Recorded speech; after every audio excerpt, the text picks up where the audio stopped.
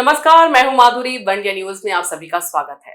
हम सभी हमारे देश में गौवंश और गौरक्षा के लिए जो है बहुत चिंतित हैं। उसके लिए बहुत से अभियान चलाए जा रहे हैं, बहुत से कार्य किए जा रहे हैं और इस विषय पर विस्तार से बात करने के लिए आज हमारे साथ मौजूद हैं निशिता दीक्षित जी।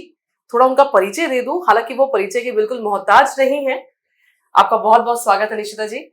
निशिता जी बेसिकली गायनेकोलॉजिस्ट होते हुए भी, अपनी प्रैक्टिस जारी रखते हुए भी कई तरह की समाज सेवा कार्य से जुड़ी हुई हैं और लंबे समय से गौ सेवा गौरक्षा अभियान में जुड़ी हैं और बहुत सक्रियता से काम कर रही हैं और कई तरह के पुरस्कारों से उन्हें सम्मानित किया गया है। ये लिस्ट बहुत लंबी है, लेकिन मैं कुछ मेंशन कर दूं, जैसे कि इन्हें grand queen women leadership award 2020 से नवाजा गया है, महिला शक्ति सम्मान 2020 से नवाजा गया है, नारी शक्ति सेवा भूषण अवार्ड 2021 से और मातृशक्ति अवार्ड 2022 से नवाजा गया है।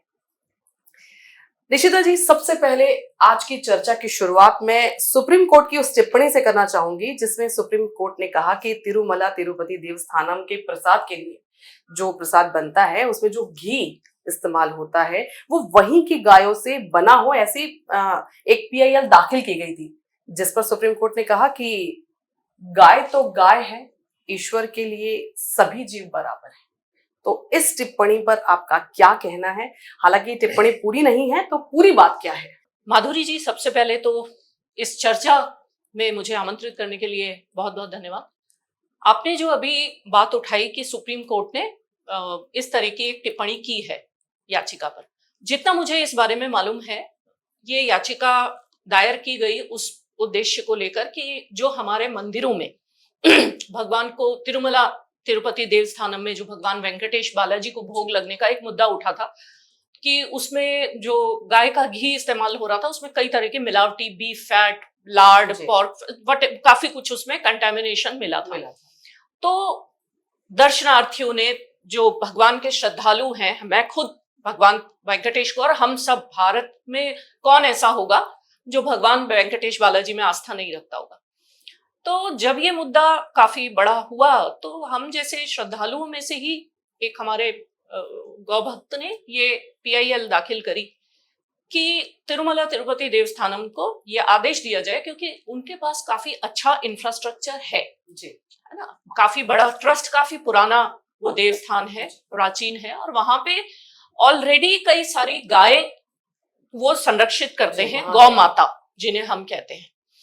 तो इस मुद्दे पर उनकी बात तो बहुत, उनकी मांग बिल्कुल जायज है कि जो भगवान को, जो ईश्वर को, जो देवता को भोग लगता है, देखिए हमारे सनातन वैदिक हिंदू धर्म में जब हम मूर्ति पूजा करते हैं तो हम पत्थर की पूजा नहीं करते हैं, हम प्राण प्रतिष्ठित मूर्ति की पूजा करते हैं। और प्राण प्रतिष्ठा का मतलब क्या है? उसका अर्थ है कि उस मूर्ति में भगवान विराजमान हैं, उनके प्राण उसमें आवाहन करके हम उनको मानते हैं।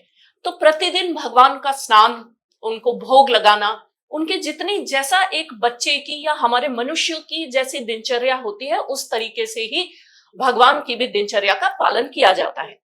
तो मांग उनकी बिल्कुल वाजिब है कि जो भगवान को भोग फिर आप मिलावटी घी का क्यों लगाएं?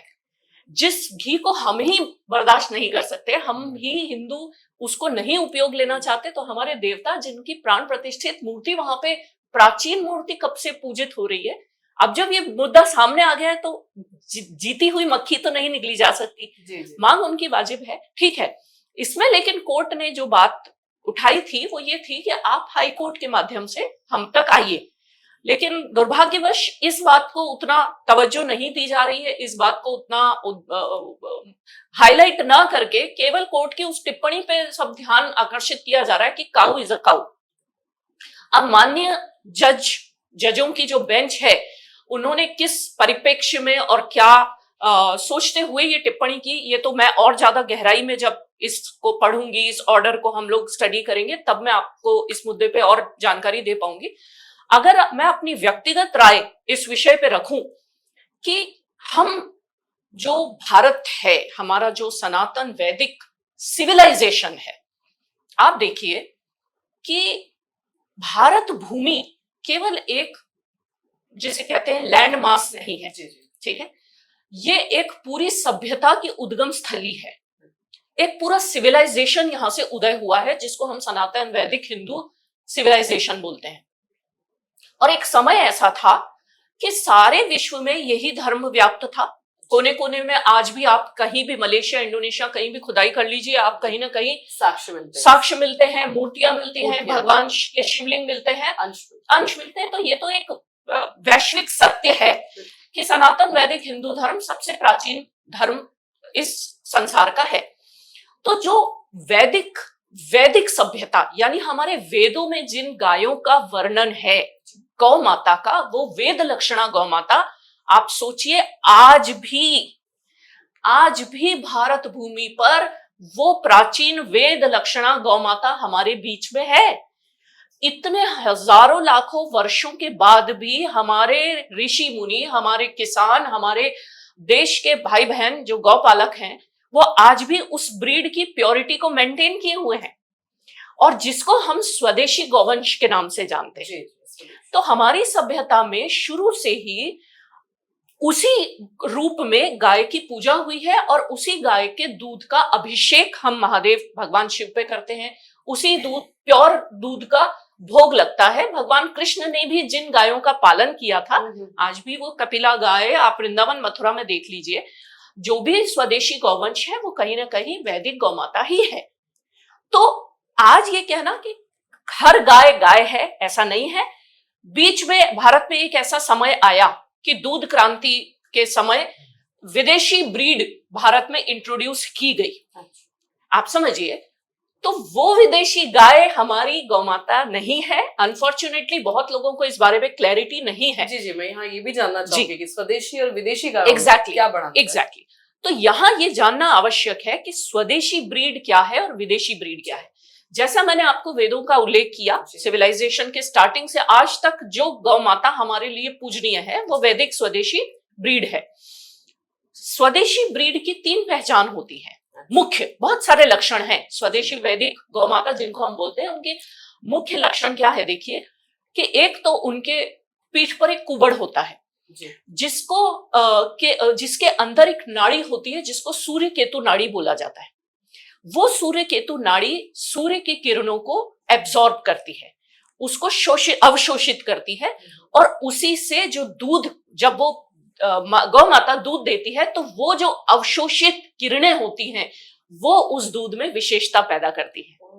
ठीक है, आप देखिए कुछ समय पहले गिर गायों के दूध का एक साइंटिफिक स्टडी हुई थी कि गिर गाय के दूध में क्या खास बात है।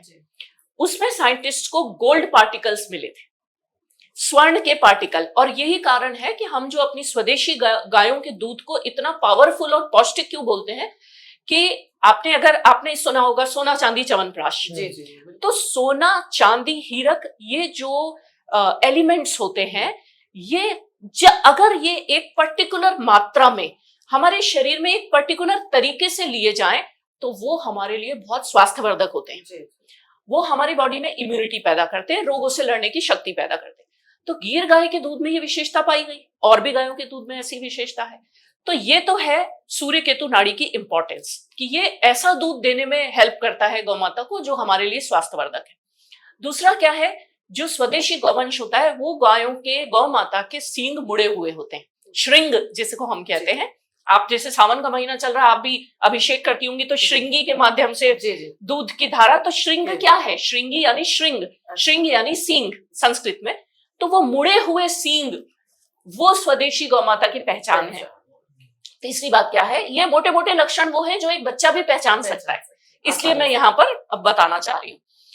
लंबी पूंछ, एक बहुत अच्छी लंबी एक सुंदर पूंछ स्वदेशी गौवंश की माता का एक पहचान होती है, तो वो एक अलग ही आइडेंटिफाई हो जाती है। अब दूसरी ओर अगर हम विदेशी ब्रीड की बात करें तो जो सबसे कॉमन हमारे देश में जो इंट्रोड्यूस की गई वो जर्सी और होल्स्टीन ब्रीड की गाय, जिसको बाहर के लोग तो उसको पशु ही बोलते हैं, और इनफैक्ट हमारे लिए भी जो पूजनीय गौमाता है वो तो वैदिक ही है।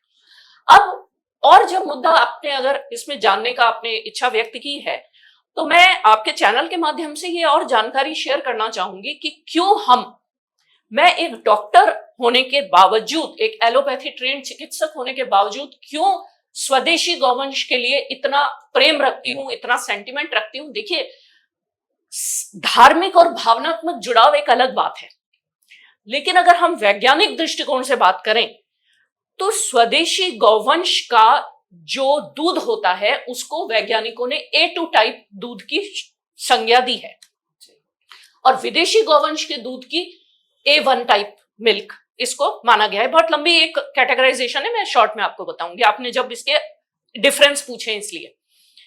A2 टाइप का जो दूध होता है उसमें बहुत सारे न्यूट्रिशनल वैल्यू होती है। क्यों होती है वो न्यूट्रिशनल वैल्यू? क्योंकि हमारे यहाँ गौ पालन, गाय को मां मान के सेवा करते हैं। गाय को हम कभी झूठा गंदा सड़ा हुआ खाना नहीं खिलाते, हम उसको पवित्र भोजन खिलाते हैं। हम उसको जो घास खिलाते हैं वो भी बहुत अच्छी क्वालिटी की, जो अच्छे गौपालक हैं वो अच्छी क्वालिटी की खेतों में उगी हुई घास से उसका पोषण करते हैं, उसकी देखभाल अच्छी तरह करते हैं। रेगुलर बेस पे गाय को गुड़ इत्यादि खिलाया जाता है, तो इस कारण उसका जो दूध होता है वो बहुत पावरफुल होता है। और खास बात यह है कि A2 गाय जो हमारी स्वदेशी वैदिक गौवंश की जो गाय का जो दूध, जो साइंटिस्ट जिसको A2 मिल्क बोलते हैं, उसके अंदर एक CLA नामक एक मतलब पदार्थ पाया जाता है, कॉन्जुगेटेड लिनोलिक एसिड, जो साइंटिफिक भाषा में हम ये बोलते हैं। ये पदार्थ इतना इंपॉर्टेंट है हमारे हेल्थ के लिए कि ये इम्यूनिटी बनाता है, बॉडी के अंदर रोग प्रतिरोधक क्षमता पैदा करता है, एंटीबॉडीज बनाता है, वो कण जो कि शरीर में बीमारियों से लड़ने की शक्ति देते हैं। इसके अंदर एंटी कैंसर प्रॉपर्टीज होती हैं, कैंसर से लड़ने में इसकी बहुत महत्व है इस पर्टिकुलर मिल्क का। अगर आप इस तरह के दूध को पीते हैं तो आपको डायबिटीज नहीं होगा, आपको हार्ट की प्रॉब्लम्स नहीं होंगी, क्योंकि इसमें उन सब बीमारियों से बचाव के और लड़ने के गुण हैं। जो इस तरह का दूध पीने वाले बच्चे हैं वो बहुत मेधावी होते हैं। मैं इस क्षेत्र में काफी समय से हूं, मैं तो खुद अपने आंखों के सामने रिजल्ट्स देख रही हूं। तो इतने गुणों को लेकर जो दूध हमारे पास इसीलिए यही कारण है कि हम स्वदेशी गौमाता के दूध को अमृत कहते हैं। देखिए, हमारे ऋषि मुनि बहुत विद्वान थे, वो कभी इतनी लंबी कहानी की बजाय वो क्या करते थे, कोडिंग कर देते थे।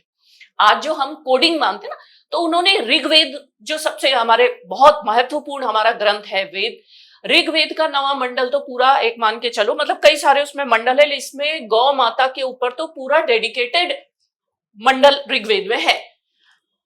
वहीं से ही हमें ये कोडिंग पता चली है कि गाय का दूध अमृत है, पर्टिकुलर गौ माता का दूध। तो ये कारण है कि हमें स्वदेशी गौवंश अलग है और विदेशी गौवंश अलग है। और विदेशी गौवंश का जो A2 A1 टाइप का मिल्क होता है उसके भी बारे में मैं आपको थोड़ा सा बता दूं। उसमें एक BCM7 नाम का पदार्थ होता है, साइंटिफिक इसका नाम ये है। अब ये पदार्थ क्या करता है ये भी आप समझ लीजिए। लंबे समय तक इस तरह के अगर दूध को पिया जाए तो डायबिटीज होगा, हार्ट की परेशानी होगी, कैंसर होने की पूरी संभावना रहती है, बच्चों में मंदबुद्धि होने के लक्षण होते हैं, रोगों से लड़ने की शक्ति क्या होगी भाई, रोग खुद ही आपके अंदर आ जाएंगे। आप समझ रहे? तो ऑटो इम्यून डिजीजेस होती है। और माधुरी जी, ये मैं किस आधार पे कह रही हूं? आप ये सोचेंगे कि भाई मैडम आप क्यों किस आधार पे? मेरे पास इतनी साइंटिफिक स्टडीज हैं। करनाल में जो भारत का एक बहुत बड़ा डेयरी रिसर्च पूरा सरकारी ऑर्गेनाइजेशन है, उसकी अपनी स्टडीज ये सामने आई है कि स्वदेशी गौवंश के दूध के और विदेशी गौवंश के दूध में क्या क्या कमियां और विशेषताएं हैं इसके रेस्पेक्ट। मुंबई के बड़े प्रतिष्ठित एक हॉस्पिटल में बाकायदा इसकी स्टडी की गई, बाकायदा स्टडी की गई कि क्या पेशेंट के साथ ऐसा ये दूध पिलाएं तो क्या होगा। ये लंबे समय तक उस स्टडी के बाद ये हमारे सामने डेटा सामने आया और मैंने खुद अपनी प्रैक्टिस में इसको फील किया। तो ये कारण है कि एवरी काउ इज तरह से, हाँ, हर तरह से गाय है, लेकिन हर गाय, हाँ, और exactly there is a difference in every cow. Every cow is not cow, cow same नहीं है, और यहाँ बहुत बड़ा अंतर है, बहुत बड़ा अंतर है। मैं एक हाइपोथेटिकल क्वेश्चन पूछूंगा। सुप्रीम कोर्ट ने कहा कि आप हाई कोर्ट जाइए, मान लेते हैं कि हाई कोर्ट से फिर केस सुप्रीम कोर्ट जाएगा जी, हो सकता है अलग बेंच के पास भी जाए जी, तो क्या ये किसकी जिम्मेदारी होगी, जो कोर्ट को, जो आपने कहा हाँ हाँ कि वो समझाए, जी, क्योंकि बात फिर से वहीं पे आ जाएगी, सही बात है, पॉसिबिलिटी बहुत रहती है। सही बात। और सुप्रीम कोर्ट का ये एक नियम होता है या जो भी प्रथा है कि एक बार डिसाइड कर दिया तो फिर बहुत कम Rare चांस case। होता है कि उसको पलटे, जी अपना ही जजमेंट हाँ। या अपना ही जो टिप्पणी है वो। जी तो ये किसकी जिम्मेदारी है कि जो सुप्रीम कोर्ट को समझाए कि every cow is not the same. बिल्कुल सही बात है। आपने जैसा कि अभी उल्लेख किया कि जैसे सुप्रीम कोर्ट ने गाइडलाइन दी, उनको डायरेक्शन दिया जिन्होंने पिटीशन डाली थी कि आप हाई कोर्ट जाइए, इस मुद्दे पे आप पहले वहां पे बात रखिए अपनी। देखिए, अगर वो पिटिशनर हाई कोर्ट जाते हैं तो निश्चित तौर पे ये तो उनके एडवोकेट का दायित्व है कि वो, देखिए एडवोकेट का मतलब क्या है, हमारे बिहाफ पे वो सारी बातें। तो मैं तो ये इनफैक्ट ये चाहूंगी कि हर एक जो भी इस विषय से जुड़े हुए, और इनफैक्ट हर व्यक्ति, इसमें आप ये मत मान के चलिए कि ये केवल सनातन हिंदू धर्म का ही विषय, ये हर एक मनुष्य का विषय है। जो भी गाय का दूध पीता है उसको ये पता होना चाहिए कि क्या अंतर है दोनों विषयों में। हेल्थ ऐसी चीज है, आप देखिए, हेल्थ से बढ़ के तो कुछ भी नहीं है। ये तो सुप्रीम कोर्ट हो चाहे हाई कोर्ट हो, सभी मानते हैं। सही है। हमने तो ऐसे ऐसे डायरेक्शंस कोर्टों के माध्यम से देखे हैं कि जहां पे सरकार को उन्होंने बड़े कड़े शब्दों में ये वो दिया है, डायरेक्टिव दिया है कि हेल्थ के ऊपर आप समझौता नहीं कर सकते। तो मुद्दा यहाँ ये है कि देखिए, पहली रिस्पॉन्सिबिलिटी तो जो पेटिशनर है उनके एडवोकेट इस बात को मजबूती से रखे हाई कोर्ट के जजेस के सामने कि ये क्या विषय है। ये केवल एक भोग का, ठीक है, हिंदू सनातन वैदिक धर्म वाले जो हम अनुयायी हैं, हमारे लिए जो मूर्ति के अंदर देवता लाइव हैं, जीवित हैं, प्राण प्रतिष्ठित हैं, हो सकता है जज उस परिप्रेक्ष्य से उनको ना देखते हो, लेकिन धार्मिक विषय को आप हटा भी दें तो अभी जैसे मैंने साइंटिफिक बात रखी, मैं यही बोल रहा हूँ तो ये वकील भी जो है जी, वो शायद इन्हें पता नहीं होगा। हाँ, तो क्या आपकी संस्था बिल्कुल सामने से, बिल्कुल 101% हमारा जो ऑर्गेनाइजेशन है, मैं स्वयं, देखिए मैं कई सारे संस्थाओं से जुड़ी हुई हूँ, मैंने कई सारे संस्थाओं के साथ मिलके काम करती हूँ। मेरा अपना भी संस्था है जन ऊर्जा मंच, मैं और कई सारे राष्ट्रमाता गौमाता संगठन है, कई सारे ऑर्गेनाइजेशन के साथ में जुड़ी हुई हूँ। तो मैं अपने विचार बराबर शेयर करती हूँ, उनके एडवोकेट साहब के साथ भी हम बराबर इस बात को शेयर, जो मेरे पास स्टडीज हैं, जो मेरे पास नॉलेज है, जो मेरा एक्सपीरियंस है, मैं बिल्कुल उनके साथ शेयर करूंगी, क्योंकि ये मुद्दा हर एक भारतवासी से जुड़ा हुआ मुद्दा है। हम इस विषय को अगर एक कोर्ट को मजबूती से समझा सकेंगे तो ये अपने आप में एक मिसाल बन जाएगी। और जो आपने एक कोर्ट की बात करी, हाई कोर्ट की, मैं आपको एक जजमेंट की तरफ आपका ध्यान लेके जाना चाहूंगी। 2021 सितंबर के आसपास, 2021 की बात है, इलाहाबाद हाई कोर्ट के एक जस्टिस शेखर यादव की बेंच थी, उनके सामने एक गौवंश के हत्या का एक मुकदमा था, जिसमें जो हत्यारा था उसकी बेल की पिटीशन पे वो सुनवाई कर रहे थे। जज साहब ने बेल की पिटीशन रिजेक्ट करते हुए इतनी सख्त टिप्पणी दी है, उन्होंने जो अपना 12-13 पेज का जो जजमेंट दिया उसमें इतने सुंदर उन्होंने क्लैरिटी दी। आप देखिए, ऐसा नहीं है कि हमारे जजेस इन बातों को नहीं कंसिडर करते। जस्टिस शेखर यादव जी ने जो उसमें बातें बोली हैं, उन्होंने स्पष्ट रूप से बोला है कि स्वदेशी गौवंश की हत्या करना और बीफ खाने के लिए हत्या करना किसी का भी मौलिक अधिकार नहीं है। इस देश में गौ हत्या खाने के लिए अगर कोई कर रहा है, और क्योंकि उस केस में ऐसा ही था, जो हत्यारा था वो कुछ बीफ खाने का ही उसका मैटर था। पहली टिप्पणी उनकी सख्त ये थी कि यह आपका मौलिक अधिकार नहीं है कि आप एक गौवंश को हत्या कर दो। दूसरी उन्होंने जो महत्वपूर्ण बात बोली वो यही थी कि स्वदेशी गौवंश का जो दूध है वो इतना पौष्टिक होता है कि हम उसको अमृत बोलते हैं। आज आप एक गाय मार देते हो तो आप उसके बीफ से कितने लोग बीफ खा लोगे? 10, 20, 25, इससे ज्यादा एक गाय को आप पेट भर के कितने लोगों का पेट भरेगा? लेकिन जज साहब ने ये बात बहुत सख्त लहजे में बोली कि एक गाय लेकिन आप अगर जीवित रखते हो तो वो अपने पूरे जीवन काल में 400 लोगों को पाल देती है। 400 लोगों को, आप सोचिए कितनी बड़ी बात है, कितनी बड़ी बात है। तो यहाँ जज साहब ने न केवल मौलिक अधिकारों पे बात की, उल्टा उन्होंने इकोनॉमिक इंपॉर्टेंस भी इस पे बताई कि एक गाय को जीवित रखने में आप इतने लोगों का पेट पाल देते हो, है कि नहीं है। तो ऐसे भी हमारे सामने बहुत अच्छे अच्छे जजमेंट्स भी हैं जो कि अपने आप में मिसाल है। तो निशिता जी, एक चीज और जानना चाहूंगी, आपका संगठन बहुत सक्रिय है गौरक्षा के लिए और आप लोग गाय को राष्ट्रमाता घोषित करवाना चाहते हैं, राष्ट्रीय पशु नहीं। जी हाँ, तो क्या उद्देश्य है इसका? देखिए माधुरी जी, गाय हम मां मानते हैं, ये तो सर्वविदित है ना, इसमें तो कुछ कहने की बात ही नहीं है। आप देखिए हमारे देश में आज से नहीं, मुगलों काल से, फिर अंग्रेजों के काल से हमारे ऊपर जो प्रहार हुआ, वो सबसे खतरनाक प्रहार हुआ जब हमारे गौवंश की हत्या की जाने लगी। आप देखिए हमारे शास्त्रों में गाय की हत्या के ऊपर इतना बड़ा दंड है। गौ हत्या पे, मतलब ब्रह्म हत्या, गौ हत्या, ये अपने आप में सबसे बुरे पापों की श्रेणी में हमारे शास्त्रों में रखे जाते हैं और इनके ऊपर मृत्यु दंड निश्चित है हमारे शास्त्रों के अनुसार। अगर आप मनुस्मृति, रामायण, महाभारत को देखें, पढ़ें, तो उसमें हमारे ऋषि मुनियों ने कहा है कि गौ हवंश की हत्या यानी मृत्यु दंड, इससे कम कुछ नहीं, ठीक है। लेकिन कालांतर में क्या हुआ, हमारी संस्कृति पे जब फॉरेन इन्वेजन हुए, आघात हुए या मुगलों के आक्रमण हुए, तब से उन्होंने ये देखा कि भाई ये गाय को तो अपना ही हिस्सा मानते हैं, अपने ही जैसा प्रेम करते हैं, अपनी माँ की तरह, तो इनके ऊपर आक्रमण करना है, इनकी संस्कृति पे आक्रमण करना है, तो पहले गाय पे आक्रमण करो।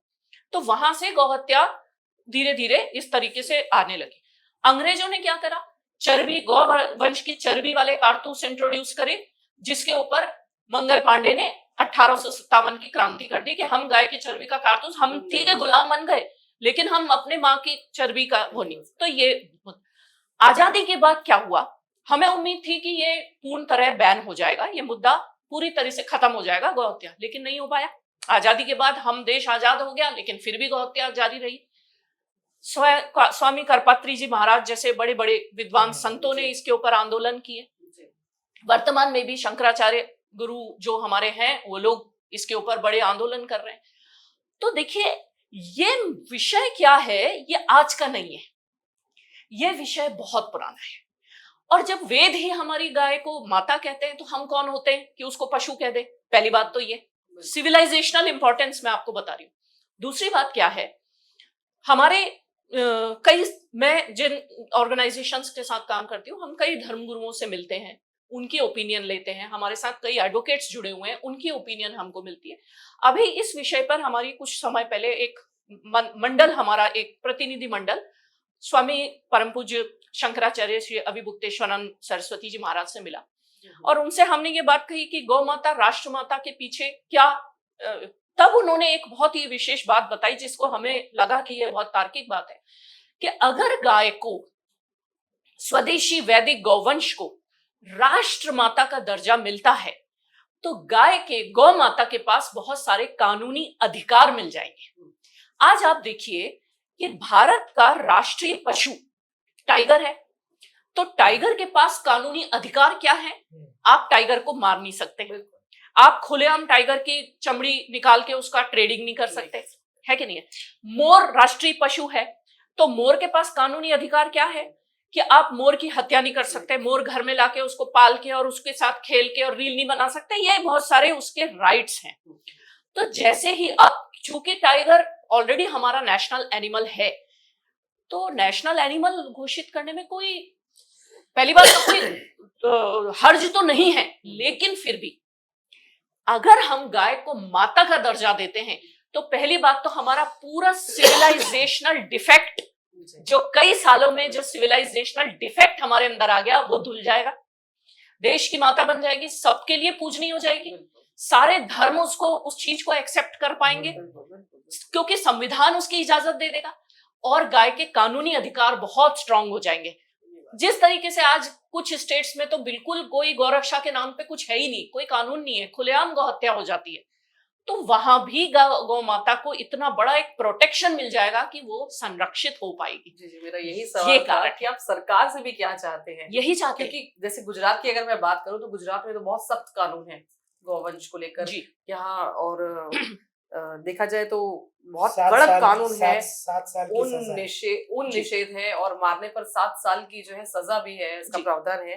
तो आप और सरकार से क्या चाहते हैं? बिल्कुल माधुरी जी, आपने जो गुजरात की बात उठाई तो मतलब डेफिनेटली क्या ये गुजरात मॉडल और भी जगह पे होना चाहिए आपके बिल्कुल विचार? होना चाहिए, बिल्कुल होना चाहिए। मैं इस बात के लिए गुजरात की बहुत अप्रिशिएट करूंगी कि गुजरात में आज से नहीं काफी समय से गौहत्या पूर्ण निषेध है। जी लेकिन दुर्भाग्यवश भारत के ऐसे बहुत राज्य हैं हम्म, जहां धड़ल्ले से गौहत्या होती है और कहीं ना कहीं सरकार भी एक असहाय अपने आप को महसूस करती है। अब विचित्र बात है, लेकिन सरकार भी कह देती है कि ये अब खाद्य शैली का, भोजन शैली का पार्ट है, हिस्सा है। बट जब कोर्ट भी अब अलग अलग समयों पर कोर्टों ने भी ये बातें रखी हैं कि भोजन का अधिकार आपका मौलिक अधिकार नहीं है।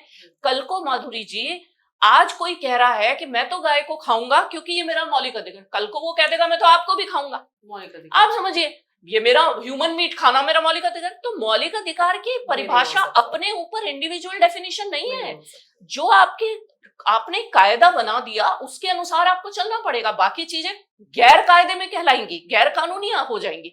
लेकिन अफसोस की बात क्या है, दुर्भाग्यवश चूंकि पूरे देश में एक सेंट्रलाइज्ड कानून नहीं है, है ना। गौवंश की जैसा कि सख्त कानून गुजरात सरकार ने इम्प्लीमेंट कर रखा है, हरियाणा में भी उसके ऊपर बहुत सख्ती है।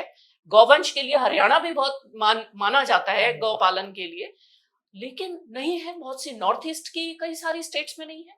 जबकि इसे तो पशुपालन के लिए और गाय पालने के लिए बिल्कुल, सब्सिडी बिल्कुल। मिलती है, लोन मिलता है। लेकिन माधुरी जी, वो सब्सिडी भी देशव्यापी नहीं अवेलेबल नहीं है। कुछ जगह मिल रही है, कुछ जगह नहीं मिल रही है।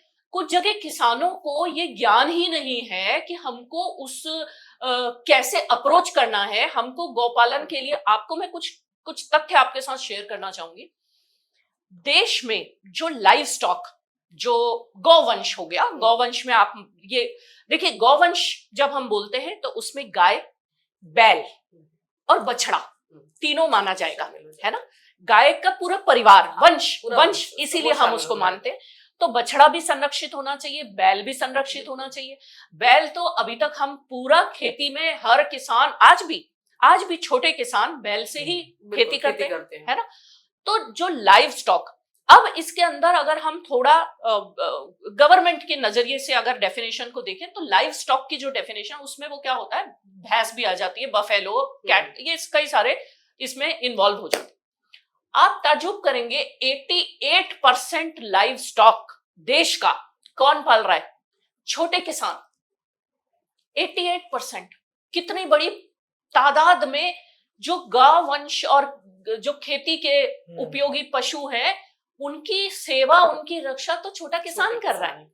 तो आज अगर हम उनको सपोर्ट करते हैं, और देखिए एक आप छोटी सी बात सोचिए, एक बच्चा एक सरकारी हॉस्टल में पढ़े और एक बच्चा माँ बाप के पास रह के पढ़े, तो अंतर तो परवरिश में होगा ना। आज अगर हम ये कहें कि भाई सरकारी गौशाला भी खुली हुई है, वहां पे जमा कर दो अगर आपसे नहीं पल रहा, अरे भाई एक पर्सनल केयर, एक कस्टमाइज्ड केयर, एक प्यार भरा वातावरण जो आप दे सकते हो, जो किसान दे सकता है, वो एक सरकारी कृत गौशाला में, जहां पे भाई ठीक है गवर्नमेंट के उसमें पल जाएगी। तो ये कई सारी बातें आती है हमारे सामने कि भाई ऐसे उसमें जमा कर दे अगर किसान को नहीं पाला जा रहा। तो उसका आंसर हम लोग, जो कई लोग बैठते हैं, तो अब यही समझ में आता है कि देखिए ये उसका सॉल्यूशन नहीं है। केयर, पर्सनल केयर ही सबसे अच्छी होती है, और किसान और हमारा जो गौपालक जितनी अच्छी केयर एक गौ माता की कर सकता है, वो कोई नहीं कर सकता। बिल्कुल। निशिता जी, आपसे ये भी जानना चाहूंगी कि जैसा कि आपने कहा कि स्वदेशी गायों की जो है क्रॉस ब्रीडिंग नहीं होनी चाहिए, स्वदेशी गायों की जो ब्रीड है वो बिल्कुल प्योर होनी चाहिए। बिल्कुल। तो इस पर इतना जोर क्यों? बिल्कुल माधुरी जी, देखिए प्योरिटी ऑफ ब्रीड मेंटेन करना बहुत जरूरी है।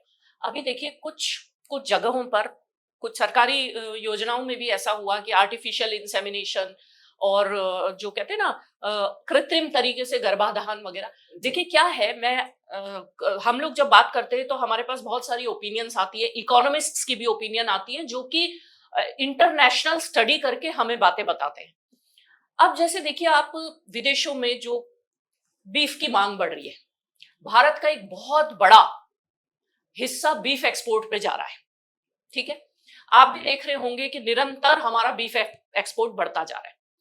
ठीक है, बीफ में हमारे को ये डेटा मिलता है, कई हमारे मित्रों ने जो आरटीआई वगैरह लगाई कि इसमें जो बीफ है वो बफेलो मीट है, कि भाई बफेलो का मीट जा रहा है, वो तो गाय का मीट नहीं जा रहा है। लेकिन मुद्दा क्या होता है, परेशानी कहाँ आती है कि बूचड़ खाने की सब्सिडी आपने दे दी, लाइसेंस आपने दे दिए, बूचड़ खानों को अत्याधुनिक आपने बना दिया, उनको सपोर्ट गवर्नमेंट की तरफ से मिल गया कि भाई हम एक्सपोर्ट करेंगे क्योंकि विदेशों में डिमांड बढ़ रही है, वहां से हमको बोल रहे हैं कि भेजिए। लेकिन आप तो अंधाधुंध लाइसेंस दे दोगे, लेकिन उनको मॉनिटर कौन करेगा? उसमें जो आपने जिस चीज के लिए लाइसेंस दिया, क्या वही चीज कट रही है या और भी इलीगल तरीके से और भी कुछ कट रहा है?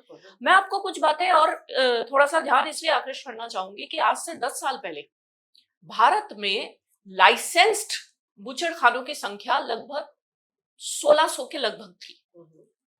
लेकिन वर्तमान में ये सरकार के ही आंकड़े हैं, मैं तो खुद सरकार के ही आंकड़ों पे बात कर रही हूं। वर्तमान में लाइसेंस्ड बूचड़ खानों की एक जगह तो हमें डेटा पढ़ने को मिला 4600 समथिंग।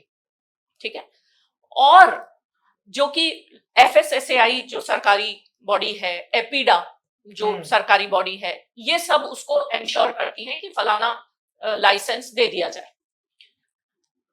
गैर सरकारी या जिनको कहना चाहिए गैर कानूनी या जिनके पास लाइसेंस भी नहीं है, आप सोच के ताज्जुब कर जाएंगी कि ऐसे बूचड़ खानों की संख्या 25,000 से लेकर 40,000 तक है।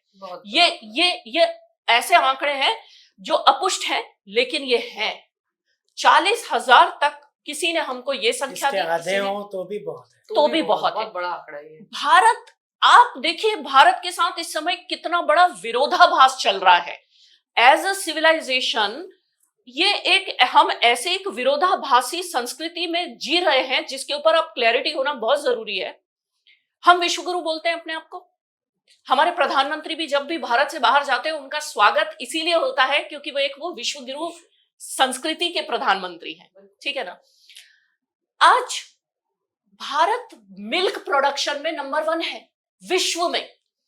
भारत सबसे बड़ा देश, मतलब विश्व का मिल्क प्रोडक्शन में सबसे नंबर 1। आप सोच के, आपके चैनल के माध्यम से मैं ये आंकड़े बताऊंगी तो आप कहेंगे कि तो गजब की बात है। 25% मिल्क प्रोडक्शन भारत से हो रहा है विश्व का। ठीक है, उसी भारत से विश्व का 2nd नंबर का बीफ एक्सपोर्ट भी हो रहा है। अब आप बताइए, ये इतना बड़ा विरोधाभास। आज अगर हम उस पे, अच्छा बीफ में भी क्या है, जो बफेलो है वो भी तो दूध देती है, वो भी तो कहीं दूधारू ही पशु है। ठीक है, उसमें एक चेक होता है, गवर्नमेंट का एक अपना एक क्राइटेरिया है कि भाई जो दूध देने लायक नहीं है वो पशु, उसका स्लॉटरिंग अलाउ कर दी जाती है, जो दूधारू की स्टेज से बाहर हो गया। लेकिन क्या होता है कि चेक्स एंड बैलेंसेस मेंटेन करना ये एक बहुत मुश्किल काम है, मुश्किल काम है। अब जो बात आ रही है कि हम ब्रीडिंग को क्यों प्रमोट कर रहे हैं, क्रॉस ब्रीडिंग को, जिससे पशुओं की संख्या बढ़ जाए, जिससे पशुओं की दूध देने की क्षमता बढ़ जाए। क्योंकि मैं आपको बताऊं, जो विदेशी ब्रीड हैं ये ज्यादा दूध देती हैं, एक दिन में 10 से 15 लीटर दे देंगी। वही स्वदेशी गाय जो देती है वो कम अमाउंट में दूध देती है, उसका दूध 7-8 लीटर भी आ जाए तो बहुत बड़ी बात है। लेकिन देखिए माधुरी जी, ज्यादा अमाउंट में हम कचरा तो नहीं खा सकते ना, लेकिन हम कम अमाउंट का अमृत ही पिएंगे। गुणवत्ता हमारी, एग्जैक्टली गुणवत्ता, और जो शुरू में फायदे गिनाए, एग्जैक्टली यही हमारा पॉइंट है। आज अगर हम गायों की क्रॉस ब्रीड करवा देंगे, स्वदेशी के साथ विदेशी को ब्रीड करवा देंगे, और उससे जो बच्चा उत्पन्न होगा, अब उसमें भी सिलेक्शन हो रहा है कि बछड़ी ही होनी चाहिए, बछड़ा होगा तो दूध नहीं देगा। तो भाई देश केवल दूध के लिए थोड़ा ना जी रहा है, दूध हमारी लग्जरी है, हमारे लिए दूध औषधि है, अमृत है, लेकिन हम दूध के बिना भी जी सकते हैं। लेकिन आप दूध के नाम पे अगर उसको विषीकृत कर देंगे, उसको डेंजरस बना देंगे, तो वो दूध भी हमारे लिए बेकार है। आज दूध की कंजम्पशन बढ़ाना है, बढ़ गया, मान लो पॉपुलेशन बढ़ गई, लोगों को दूध की डिमांड बढ़ गई, तो उसके लिए 2 गायों का क्रॉस करा के एक नई गाय बना देना जो कि ज्यादा दूध दे, अरे उसके दूध में वो गुणवत्ता भी तो होनी चाहिए। कुल मिला के हमने जो इतने सालों में हमारे जो हम सब मेंबर्स ने हम जो स्टडी करी, हमें यही बात समझ में आई कि भाई स्वदेशी प्योर ब्रीड की जो गाय होगी, जिसके साथ क्रॉस ब्रीड, ऐसा नहीं कि स्वदेशी माँ और होल्स्टीन पिता उसका बच्चा ना, वो नहीं, स्वदेशी ही गौवंश, जो बैल है, जो नंदी है वो भी स्वदेशी ब्रीड का, और जो गौ माता है वो भी स्वदेशी, उनके जोड़ से जो उत्पन्न प्रोजेनी होगी उसी से ही वो हमें अमृत तुल्य दूध मिलेगा। और माधुरी जी, उसी से ही जो गोबर मिलेगा और जो गौमूत्र मिलेगा वही काम का है। आज हम आयुर्वेद, इतना बड़ा हमारे देश में आयुष मंत्रालय है, आयुर्वेद को जितना प्रभावशाली ढंग से वर्तमान सरकार में उठाया गया, बहुत प्रशंसनीय बात है कि इससे पहले आयुर्वेद को उतना देश में, उतना कहते हैं ना, सम्मान बोलिए या उसके ऊपर तवज्जो बोलिए, उसके ऊपर सपोर्ट सिस्टम बोलिए, वो नहीं मिला। लेकिन वर्तमान सरकार में काफी कुछ किया गया, आयुष मंत्रालय के माध्यम से, योग के माध्यम से बहुत कुछ किया गया। तो आयुर्वेद क्या कहता है? आयुर्वेद कहता है कि गौमूत्र से कैंसर ठीक किया जा सकता है। और मैं आपके चैनल के माध्यम से ऑन रिकॉर्ड ये बोलना चाहूंगी कि बिल्कुल किया जा सकता है। हमारे ऐसे बहुत सारे कैंसर स्पेशलिस्ट डॉक्टर मित्र हैं जो जब मेडिकल साइंस हाथ खड़े कर देती है तब वो गौमूत्र, स्वदेशी गाय के गौमूत्र से, क्योंकि देखिए एक माइंडसेट बना हुआ है लोगों में भी कि भाई हम पहले तो मेडिकल ट्रीटमेंट लेंगे, नहीं काम आएगा तब हम आयुर्वेद के पास जाएंगे। ये एक लंबी एक स्टोरी है, लेकिन मैं आपको कुछ इसके गौमूत्र के बारे में बताऊंगी कि जब हमारे कुछ मित्रों ने ऐसे पेशेंट्स आए उनके पास कि जब मेडिकल साइंस से उनका ट्रीटमेंट आउट ऑफ स्टेज हो गया, 3rd स्टेज हो गई, अब तो कुछ नहीं कर सकते, तब उनको हमारे 1-2 कैंसर स्पेशलिस्ट मित्र हैं, उन्होंने ये ऑल्टरनेट दिया कि भाई आप गौमूत्र चिकित्सा करना चाहेंगे तो आप बिल्कुल कर लीजिए या अपना लीजिए। उन्होंने अपनाई, आप विश्वास नहीं करेंगे, वो पेशेंट ठीक हो गए। क्यों? क्योंकि स्वदेशी गाय के जो गौमूत्र में उसका एक पर्टिकुलर क्राइटेरिया है। इसीलिए मैं बार बार इस बात पे जोर दे रही हूं कि देखिए, आप जर्सी के गौमूत्र से आप कैंसर ठीक करने की मत सोचिए, आप और बीमार कर दोगे मरीज को। आप एक स्टैंडर्ड कंडीशन में पली हुई स्वदेशी गौ माता, जिनके लिए सेट प्रोटोकॉल है कि उनको इस तरह का चारा खिलाया जाएगा, उनको पवित्र वातावरण दिया जाएगा, उनको घूमने के लिए एक जगह दी जाएगी, उनको सूर्य की किरणों में उनका एक्सपोजर किया जाएगा। ऐसे कई सारे क्राइटेरिया हैं। उस क्राइटेरिया में पली हुई गौ माता का जो यूरिन होता है, सुबह का पहला यूरिन, उसको छान के उसमें भी बहुत फिल्ट्रेशन करके जब आप देते हैं, उसके चमत्कारी, गुजरात की आपने बात की, गुजरात में ही ऐसे बहुत लोग हैं, बहुत सी संस्थाएं हैं। मैंने अभी कुछ दिन पहले पढ़ा कि एक संस्था है जो 1 रुपए में कैंसर ठीक करने का इलाज करती है। तो कहने का मेरा तात्पर्य है कि इसलिए हमें प्योरिटी ऑफ ब्रीड चाहिए। एकदम प्योर ब्रीड का जो यूरिन होगा, उसका दूध भी अमृत है, उसका जो गौमूत्र है वो भी हमारे लिए औषधि है। जी, छोटा सा जवाब चाहिए। हाँ, कि आपने क्रॉस ब्रीडिंग का आप विरोध कर रहे हैं, लेकिन जी, भारत की ही 2 अलग अलग ब्रीड में क्रॉस ब्रीडिंग सही है? नहीं, आइडियली नहीं करनी चाहिए, क्योंकि देखिए आप मैं एक बात बताऊं, होती है वैसे, करते हैं, बहुत लोग करते हैं, बिल्कुल करते हैं। हमारे गुजरात में ही 2 ब्रीड हाँ हाँ, मैं गुजरात के बारे में मैं बहुत, देखिए 2 या 3 है। गुजरात स्टेट ने तो गौपालन में एक अलग अलग कीर्तिमान स्थापित कर रखे हैं। गुजरात जैसे, आपने गुजरात मॉडल की बात करी, डेफिनेटली पूरे देश में गुजरात का अनुसरण होना चाहिए, लीगल तौर पे भी होना चाहिए और सांस्कृतिक सामाजिक तौर पे भी होना चाहिए, क्योंकि गुजरात के लोग गाय प्रेमी, गौ प्रेमी लोग कहलाते हैं। कांकरेज जो ब्रीड है, आप देखिए, गिर तो इसलिए फेमस हो गई क्योंकि ब्राजील में गिर चली गई और एक इंटरनेशनल स्टेटस गिर को मिल गया। गिर बहुत प्यारी गाय है, लेकिन कांकरेज देखिए आप, कांकरेज गौ माता जो है, किस परिस्थिति में रह लेती? कच्छ के भीषण जो रण क्षेत्र है, जहां पे पानी नहीं मिलता, जहां पे बहुत ज्यादा गर्मी पड़ती है, जहां पे चारा भी ढंग से नहीं मिलता, वहां पे कांकरेज अपने अस्तित्व को बचाती है, अपने, और दूध भी देती है। अब बोलिए, बहुत, जिसे कहते हैं ना, ड्रॉट रेजिस्टेंट हमारी ब्रीड है, बहुत दमदार मजबूत ब्रीड है, कांकरेज ब्रीड।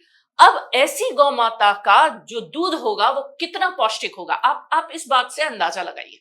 आज एक, आप माधुरी जी, आप तो स्त्री हैं, आप सोचिए, जब एक महिला बच्चे को जन्म देती है तो उसको काफी अच्छी पौष्टिक चीजें खिलाई जाती है। क्यों खिलाई जाती है? कि उसका दूध न्यूट्रिशियस होगा और उसका बच्चा जो 2-3 साल तक तो माँ के दूध पे बहुत ही निर्भर होता है, वो जब लेगा तो वो भी मजबूत बनेगा। Same principle applies with the gau mata ना। आप उनको जैसे चीज खिलाओगे वो वैसा दूध देगी। और हम तो इतनी सेल्फिश कौम है, देखिए, जो मनुष्य है वो तो इतना सेल्फिश है कि गाय के बच्चे का दूध भी पी जाता है।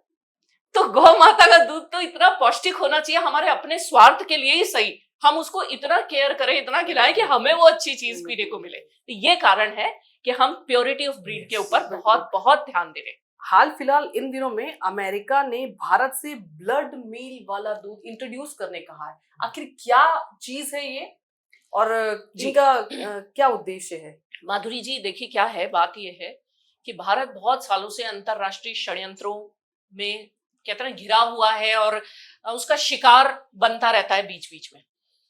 अब देखिए, ये इन लोगों के लिए क्या है, देखिए, मैं स्पष्ट रूप में बोलना चाहूंगी कि विदेशी लोगों के लिए सब कुछ समान है। हर जानवर को एक कैटेगरी में रख लेते हैं, हर मनुष्य को एक कैटेगरी में रख लेते हैं, हर बात उनके लिए कहते हैं ना बहुत कैजुअल है, लेकिन हमारे लिए नहीं है। हम लोग उस संस्कृति के लोग हैं कि जब तक विवेकपूर्ण हमारा मस्तिष्क ये नहीं कहता कि ये चीज अविवेकी है और ये चीज शास्त्र सम्मत कहिए, विज्ञान सम्मत कहिए, उसको आप कुछ भी बोलिए, जब तक हम उन सब क्राइटेरिया पे उस चीज को फुलफिल होता हुआ नहीं देख लेते, हम उसको ग्रहण नहीं करते। आप समझ रहे? आप देखिए कि हम आज की तारीख में ऑर्गेनिक के ऊपर इतना जोर क्यों दिया जा रहा है, ऑर्गेनिक फूड इतना महंगा क्यों है, ऑर्गेनिक सब्जियां महंगी क्यों हैं? क्यों? क्योंकि पेस्टिसाइड नहीं होता, उनमें हानिकारक कीटनाशक नहीं होते, हानिकारक फर्टिलाइजर से वो पैदा नहीं होती, ऑर्गेनिक तरीके से पैदा हुई। इसका मतलब उसके अंदर जो खाद गई वो भी ऑर्गेनिक, मूलतः उसमें गोबर की ही खाद डाली जाती है, मूलतः, है ना। उससे जो पैदा कितनी पौष्टिक होती है, और वही लोग आजकल महंगी 3-3 गुना रेट में खरीद रहे हैं। लेकिन वहां प्रॉब्लम क्या है, गायों को वो क्या खिलाते हैं, आप सुन के ताजुब कर जाएंगे। हमारे यहाँ गौपालक गाय को गुड़, खल की चूरी, ये सब खिलाता है, हरा चारा खिलाता है। वो लोग क्या खिलाते हैं कि जो स्लॉटर हाउस से बची हुई चर्बी वो गाय के चारे में मिला के खिला देते हैं। वो लोग क्या समझते हैं कि ये प्रोटीन है, तो प्रोटीन, चर्बी में प्रोटीन भी है तो गाय खा लेगी, तो गाय के दूध में भी प्रोटीन होगा। ये उन लोगों की मानसिकता है। जो स्लॉटर हाउस में से बचा हुआ वेस्ट ब्लड है वो उस गाय के खाने में, भोजन में मिला देते हैं, और उस ब्लड सोक्ड, आप सोच भी नहीं सकते, हमारी इमेजिनेशन के बाहर की चीजें हैं ये। वो गाय को क्यों खिला देते हैं, आप हंसी भी आएगी और आपको घृणा भी होगी कि उससे जो गाय दूध देगी उसमें हीमोग्लोबिन ज्यादा होगा। अब अगर इसको मैं साइंटिफिक स्टडी के पैमाने पे इन बातों को ले आऊं तो ये धारणा पूरी तरह खारिज हो जाएगी, क्योंकि साइंस भी इसको खारिज कर देगी कि ऐसा हो ही नहीं सकता। गाय का ये दूध, इस तरह का दूध, उसमें कितनी इम्प्योरिटीज होंगी, कितना उसके अंदर दूषित तत्व होंगे, जो बचे हुए सड़े हुए जानवरों के पदार्थों को खिला के जो गाय दूध दे रही है, और उस दूध को हमारे यहाँ बेचने की स्कीम लाने की योजना बनी जा रही है। वो ये चाहते हैं कि दूध वहां बने और यहाँ एक्सपोर्ट हो। हाँ, हमें नहीं कह रहे कि आप भी ऐसा करो, लेकिन आप एक तो वो पिएगा कौन? हाँ, मतलब हमारी लोग, मैं यही क्लेरिफाई करना चाहूँ। देखिए साहब, ऐसा है ना कि हमको तो कंज्यूमर माना हुआ है, हाँ, हम उनके लिए मार्केट है, हम उनके लिए पैसा कमाने का साधन है। हमें उनको हमसे पैसा चाहिए, उनको हमसे नैतिकता नहीं चाहिए। वो हमारा काम है, वो हमारा दायित्व है। उनको चाहिए हम उनको पैसा दे दें और उनकी बनी हुई सड़ी हुई चीज भी पी लें, यही उनका उद्देश्य है। लेकिन अभी तक तो सरकार ने उस पर कोई हस्ताक्षर नहीं किए हैं, और मैं आपके चैनल के माध्यम से भी सरकार को ये अपनी तरफ से एक, कहते हैं ना, पावर एम्पावर करना चाहूंगी हम सबकी तरफ से कि हम सरकार के साथ हैं। भारत सरकार को इस मुद्दे पे झुकना नहीं चाहिए, इस ट्रीटी पे साइन नहीं करना चाहिए, क्योंकि ये बहुत दूरगामी परिणाम इसके आएंगे, आप समझिएगा। मॉरली हमको करप्ट तो कर ही दिया जाएगा अगर हम ऐसा दूध पीने लग गए, मॉरल करप्शन में तो हम घिर ही जाएंगे, लेकिन स्वास्थ्य भी, और इसकी कोई गारंटी नहीं है कि वहां से जो चीज आएगी वो हमारे लिए कितनी स्वास्थ्यवर्धक होगी। हीमोग्लोबिन बढ़ेगा नहीं, कुछ नहीं माधुरी जी, ये प्रोटीन। सब जो चीज हमारे, देखिए आज की तारीख में देखिए, पॉल्यूशन से लड़ना, मिलावट से लड़ना, ये अपने आप में एक बहुत बड़ा टास्क है सरकारों के लिए भी और संगठनों के लिए भी। लेकिन जो चीज बाहर से आ रही है उसकी मानकता कौन चेक करेगा, कौन इंश्योर करेगा? एक दलील ये भी दी जा सकती है, आपने अभी कहा जी, कि भारत पूरे विश्व का 25% दूध प्रोड्यूस प्रोड्यूस करता तो है, हमें बाहर के दूध की जरूरत ही नहीं है। बिल्कुल नहीं है। हमारा खुद का एग्जैक्टली दूध है। यही हमारा कहना है कि ये षड्यंत्र है। इसीलिए मैंने आपको पहले कहा, उनको मार्केट देखा जा रहा है ना, बस। क्योंकि आज किसी भी चीज के लिए हाँ, हमारे बिल्कुल, भारत जो है मतलब बहुत बड़ा सरकार market ये है। सिंपल ही बोल सकती है कि हमारे पास सफिशिएंट enough है, है। सफिशिएंट है, तुमको चाहिए तो हम देते हैं। सफिशिएंट है माधुरी जी। दे ही रहे हैं। दूसरे रहे। बिल्कुल, और मैं ये भी कहना चाहूंगी, अगर कहीं कमी भी पड़ रही है तो हम ऐसी पूर्ति नहीं कर सकते, बिल्कुल। क्योंकि दूध अगर कभी कम भी पड़ गया तो उसमें भी देखिए क्या होता है, जब बीच में कई बार ऐसा होता है कर्फ्यू लगता है या शट डाउन हो जाता है, या तो उसमें देखा जाता है कि किसकी रिक्वायरमेंट सबसे ज्यादा है, ऐसे में बच्चों को दिया जाता है, सही है ना, बुजुर्ग लोगों को। हम और आप थोड़े दिन दूध नहीं भी पिएंगे तो चल जाएगा, हमारा कुछ नहीं बिगड़ेगा। तो हम उसमें स्ट्रेटिफाई करते हैं कि किसकी रिक्वायरमेंट है, हम उसको, तो अगर कभी कमी पड़ी भी भारत को तो हम उसमें उस समय तक हम स्ट्रेटिफाई कर लेंगे, कहीं बिल्कुल। कटौती करके कहीं पूर्ति कर एग्जैक्टली देंगे। लेकिन हम जहर नहीं पी सकते, सही बात है। हम जहर नहीं पी सकते, और सस्ता ही हम क्यों ना हो, कितना ही सस्ता क्यों ना हो। और मुफ्त आज में भी नहीं, मुफ्त में भी नहीं, उल्टा मैं आपको कहूंगी पैसे कोई हमें दे तब भी नहीं पी कभी सकते, नहीं पी सकते। हम जहर पीने का पैसा लेके भी नहीं पी सकते। तो ये बहुत सारे इश्यूज हैं जिनके ऊपर हमारी क्लैरिटी होना बहुत आवश्यक है। ये छोटा इशू नहीं है, हमारे संस्कृति छोड़िए, हमारे जीवन से जीवन मरण का प्रश्न है ये, बिल्कुल सही है। वो चीज। निशिता जी, इससे इस पूरे मुद्दे पर बहुत ही बारीकी से आज आपने प्रकाश डाला है और सभी का ध्यान खींचा है। और बहुत मतलब ये गौवंश हत्या अब तक तो क्या था, एक वर्ड था। जी, मैं मेरी बात करूं कि चलो जी। ये नहीं होनी चाहिए, लेकिन इसके क्यों पीछे नहीं होनी क्यों चाहिए? नहीं, इसके और क्या पीछे है साइंटिफिक पूरा रीजन साइंटिफिक वो इन्होंने कहा। और ये बहुत बारीकी 25% वाली बात हो या ब्लड वाली बात हो, ये तो कभी सुना भी नहीं था। ये षड्यंत्र है, इंटरनेशनल बिल्कुल, कॉन्स्पिरेसीज हैं, इस बिल्कुल, पे और ध्यान- हम आशा करेंगे कि इनकी आवाज दूर तक जाए। बिल्कुल, आप जिस बिल्कुल। अभियान के साथ जुड़ी हैं, आपका जी। अभियान, आपका मकसद, उद्देश्य पूरा हो। और इसके लिए बिल्कुल आपको बहुत धन्यवाद इसके लिए, और आने वाले समय के लिए ढेर सारी शुभकामनाएं। बहुत बहुत धन्यवाद। एक अंतिम बात कह बिल्कुल। के मैं अपनी बात को विराम करना चाहूंगी। ये बातें बच्चों तक भी पहुंचनी चाहिए माधुरी जी। हमारे देश की आगे भावी पीढ़ी है बच्चे, बिल्कुल। बच्चों के दिमाग में भी क्लैरिटी होनी चाहिए। तो मैंने और हमारे कुछ दोस्तों ने मिलकर ये सोचा कि आज से हम सी फॉर काउ क्यों पढ़ाएं, जी फॉर गौ माता क्यों नहीं पढ़ाएं। जब हम गाय को गौ माता बोलने लगेंगे ना, तभी हमारी भाव ही बदल जाता है। भाव बदल जाएंगे। ये तो जस्ट एक animal, exactly C for cow, that means animal. Exactly तो हमारा एग्जैक्टली वही हमारा भाव उद्देश्य है, बदल जाएगा। भाव बदल जाएगा। और जिस चीज के प्रति हमारा लगाव होता है, प्रेम होता है, उसके लिए हम कुछ भी कर गुजरते हैं। तो वो भावना जब हमारे आने वाली पीढ़ियों में अभी से हम डाल देंगे तो हमारा काम आसान हो बहुत जाएगा। ही अच्छा प्रयास है और ये होना भी चाहिए। बिल्कुल, बहुत ही सुंदर चर्चा हुई और बहुत बारीकी से आपने इस पूरे मुद्दे पर गौवंश को समझाया, बताया इसके, और आपने समय दिया हमें, इसके लिए बहुत बहुत आपका धन्यवाद। बहुत बहुत धन्यवाद आपका भी और चैनल का भी बहुत बहुत धन्यवाद। जय गौ माता।